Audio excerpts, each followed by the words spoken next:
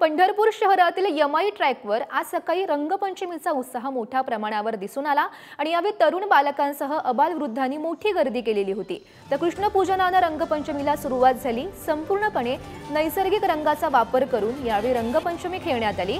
डीजेच्या तालावर मोठ्या प्रमाणावर तरुणाई थिरकताना सुद्धा दिसली आणि याचाच आढावा घेतलाय आमचे प्रतिनिधी माऊली डांगे यांनी।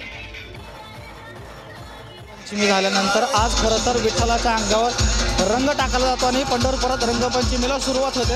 आपण बघितलं तर एकंदरीत आज सकाळी ट्रॅकवर फिरायला येणाऱ्या सर्व आबालवृद्ध असतील, लहान मुलं असतील यांनी आता रंगपंचमीला सुरुवात केली। आपण बघितलं डीजेच्या तालावर हा डान्स करताना सगळे मंडळी आपल्याला दिसत आहेत। एकंदरीत आपण बघितलं तर हा इको फ्रेंडली रंग वापरून ही रंगपंचमी साजरी केली जाते आणि आपण जाणून घेणार की आज की रंगपंचमी काय वाटतं, आपण त्यांच्याकडून घेणार आहोत। काय वाटतं, सकाळी फिरायला येत आहे पण आज रंगपंचमीचा सण उत्सव साजरा करत आहे। खूप मस्त वाटतंय, एवढे आम्ही कधीच हे करत नाही, एवढे इथं ट्रॅकवर येऊन खूप छान वाटतंय। खूप छान वाटतंय खेळल्यावर आणि इथं सगळ्यांसोबत खेळायला खूप छान वाटतं। लहान मुलाबरोबर आबालवृद्ध सुद्धा आहेत आपल्यावर, आपण त्यांच्याकडून घेणार आहोत।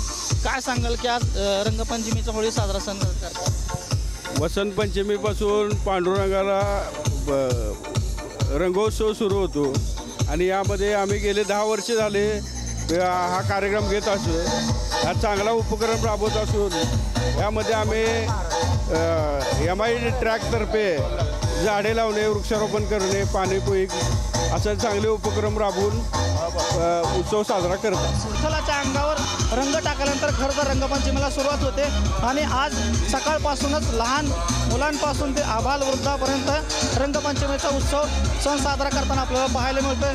सकाळपासून इको फ्रेंडली चा रंग वापरून डीजेच्या तालावर आता आपल्याला सगळेजण डान्स करताना आपल्याला पाहायला मिळतंय। पंढरपूरहून माऊली डांगे, पुढारी न्यूज।